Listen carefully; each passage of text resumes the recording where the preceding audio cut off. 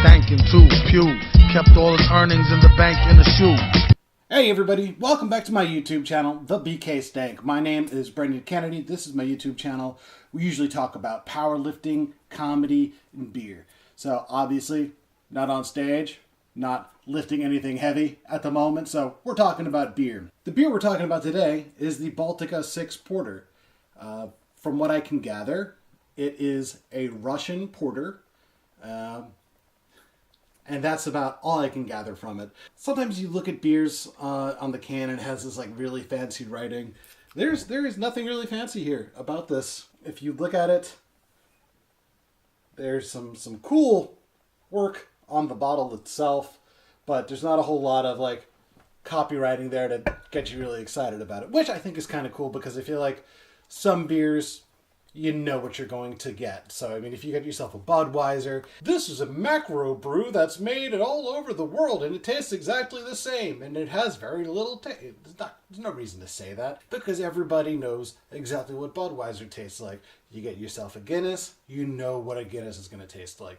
So, I think it's kind of interesting then to see that these guys don't really need to tell anybody much about their beer at all. If you watched my Guinness foreign export video, you might have gotten an idea about how export beers worked back in the day. And the idea was they had beers that were a little bit stronger, a little bit heavier, a little bit just more substantial to survive the journey. Because number one, alcohol works as a preservative, so higher alcohol is going to give it a longer shelf life.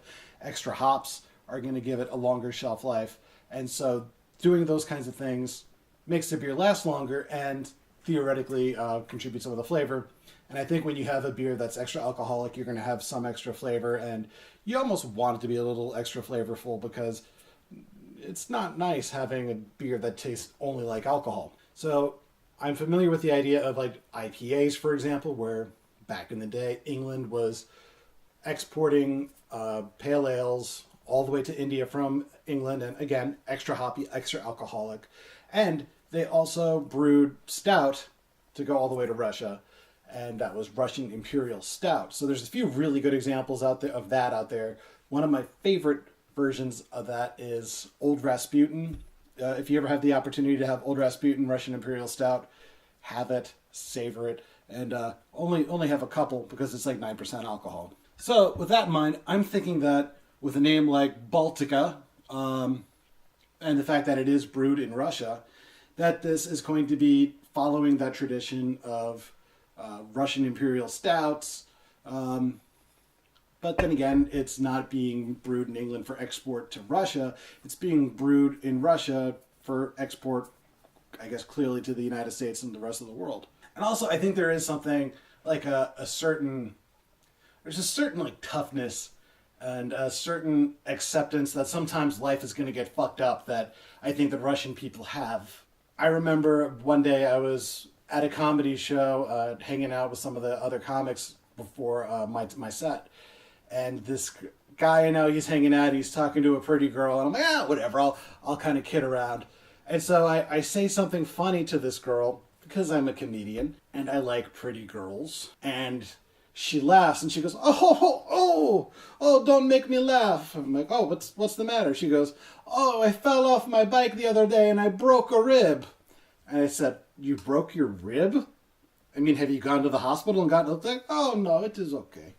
She could have had like organ damage. She could have had a punctured lung, but no, he's okay. I don't know what it is about Russia, but they have some of the most amazing, beautiful women in the world.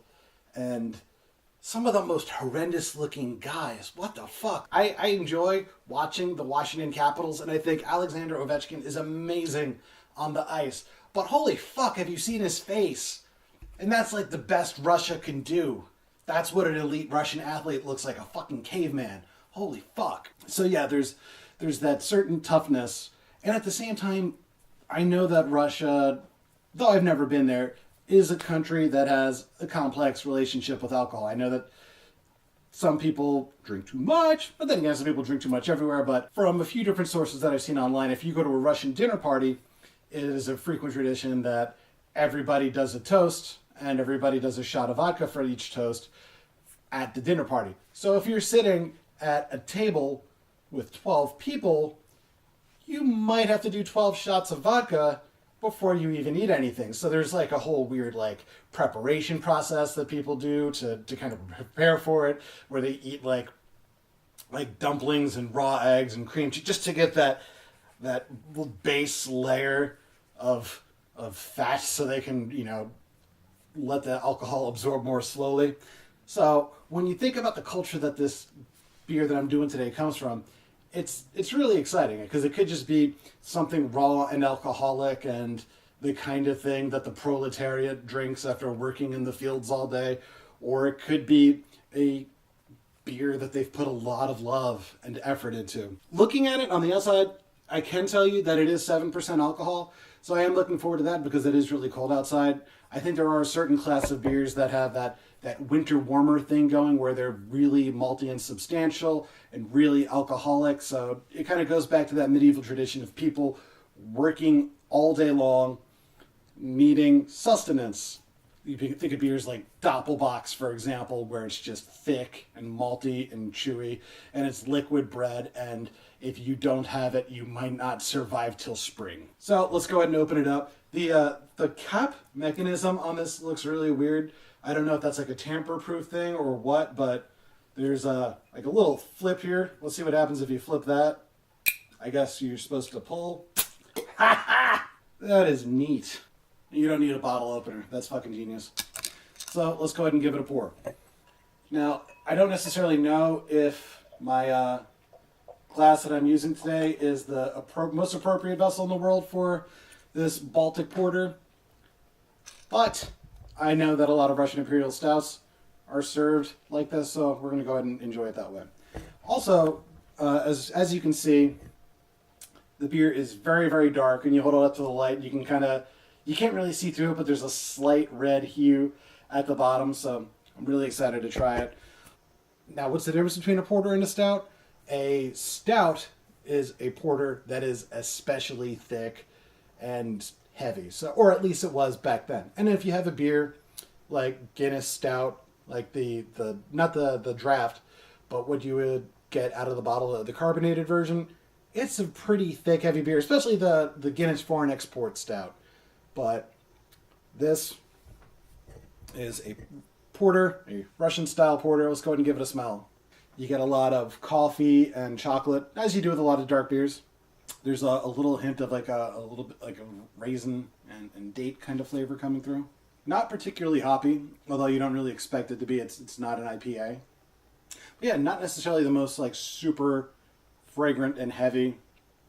I've had some other beers before that were more malty and roasty, but I think this might just need a little bit more time to open up. Yeah, just lots of roasted malt and like a little hint of something raisiny. Let's go ahead and give it a sip. So I've had a lot of beers where they were stout and they almost went over the top on leaving the beers with such a thick mouthfeel that it almost felt like chewy and it was almost distracting. This beer, however, for a beer that's 7.0 or that's 7% alcohol, it's very dry. I'm actually surprised that it doesn't really linger on your palate that much at all. It's a little thin and almost tannic in a way. Like there's something about it that kind of just zaps all the moisture from your mouth in the same way, like when you have a really dry, heavy red wine. Now, for how dark it is, there's not a whole lot of like complexity to it. So a lot of times when you have like a dark beer, you can almost taste the different levels of roasted malt. I think that's one of my favorite things sometimes when you have a beer where you can taste the fact that they use that like really, really, really dark shit, that like black patent malt, and then you can taste that they left like a little bit of like just plain slightly roasted barley in there, and then you could taste a little bit of like Vienna and caramelized malt, and then you could just when there's like different layers to it. This almost tastes like they started off with just base malt, just roasted with some basic ass shit, and then they added a bunch of dark malt to it to kind of get the color that people are looking for. Because I think a lot of people just think dark beer is stronger for whatever reason. Though it's not necessarily the most complex, it is very, very smooth. 7% alcohol is nothing major, but I've also had beers that were 5 or 6% and just tasted like somebody dumped a bottle of rubbing alcohol into a bottle of Natty Light. So the fact that these guys made a 7% alcohol beer and kept it pretty smooth, I think is worth noting. For the most part, in the tradition of making beer, you have people who are making either ales, which are fermented at room temperature and a little bit more fruity and complex, and then you have people who are making lagers, which are fermented at cooler temperatures and take a lot longer and a lot more clean and crisp. There's not a whole lot about this right now that's tasting particularly ale-like, so I'm not getting a lot of like fruity esters or anything like that. So I'm kind of inclined to think that this might have been fermented as a lager, which I think is a little unusual for a porter, because traditionally they are fermented with ale yeast. Now, as this opens up a little bit and gets a little bit warmer, and I think as my palate adjusts to it, I'm starting to get a little bit more chocolatey flavors coming through. It tastes like Baltika, in their attempts to create this beer, it's like they made a session beer for people who still wanted to drink really strong beer. That is to say, a lot of times if you get a beer that's 8 or 9% alcohol, you're probably going to take like little sips on it and savor each little sip. Whereas if you have a beer that's maybe 4.5%, you're probably going to knock it back a little bit quicker. So this flavor of this beer is almost like a beer that you're supposed to drink really quickly, but it's also 7% alcohol. So again, that might be some of that Russian culture coming through. The hoppiness on this is really funny in the fact that like it's 7% alcohol and you can't taste much hops at all. And for the most part, I think brewers usually add a little bit more hops when they're adding a little bit more malt, because if you have that much more malt, it's going to be a little bit sweeter, and you got to have that like sweet bitter balance. This it's not sweet, but you don't really taste the hops at all. It's weird because you have those beers like some of the heavy German Doppelbocks where they're 8% alcohol, and you definitely taste that layers and layers and layers of roasted malt thing I'm talking about, but it also has enough bitterness to it to kind of balance out all the malt you're tasting. See, as this warms up again, more and more of the malt characters coming through. You're getting a lot more of that chocolatey coffee flavor happening. And the body is starting to show itself where it's a little bit more substantial, but and that could just be that the carbonation is running out, but I feel like if I was in a bar in Russia, let's say ideal scenario, I keep my mouth shut and don't talk like an asshole in Russia, I could totally see myself ordering one of these at the bar, and I don't know if they're going to give it to me in a glass like this. Maybe they just serve it to me in a pint glass or a giant mug. I don't really know a whole lot about Russian beer culture, but I could see myself downing a few of these. And I think this is kind of a hybrid of those ideas I was talking about before, where this isn't a beer that is intended for beer snobs, for people to put their glasses on and wax poetic about like fucking assholes. Nobody wants to hear that shit. This is a beer for you've had a long day, it's cold as fuck outside, and you just kind of want to hang out with your buddies, and you want to kind of forget about life for a while. And I think this is that. It's that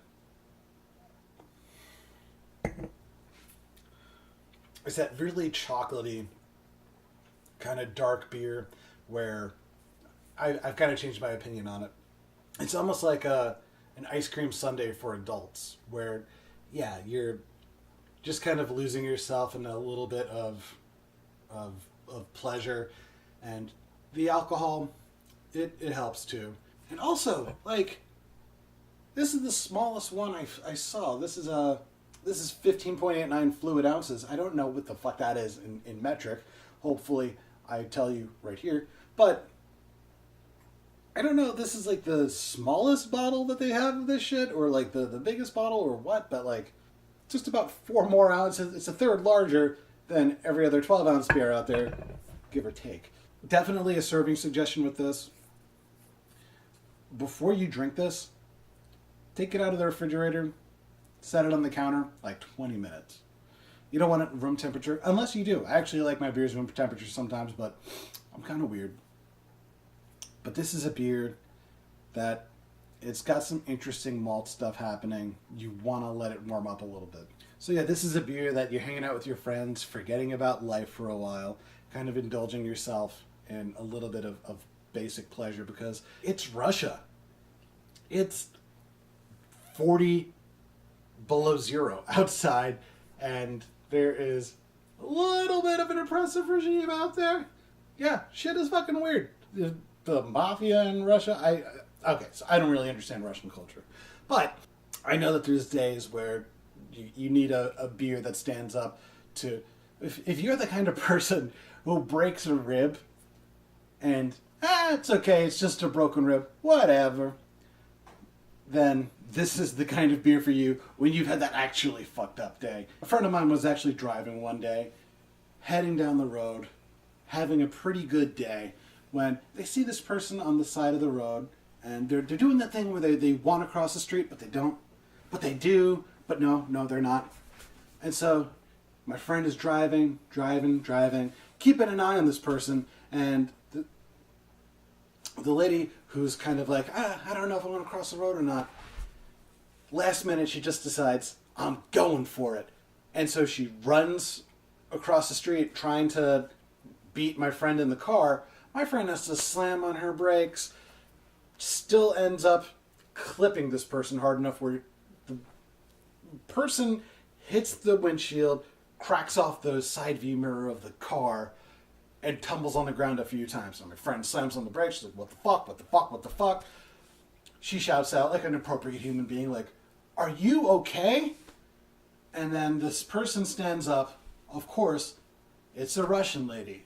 And she goes, no, I'm fine. I'd be all right.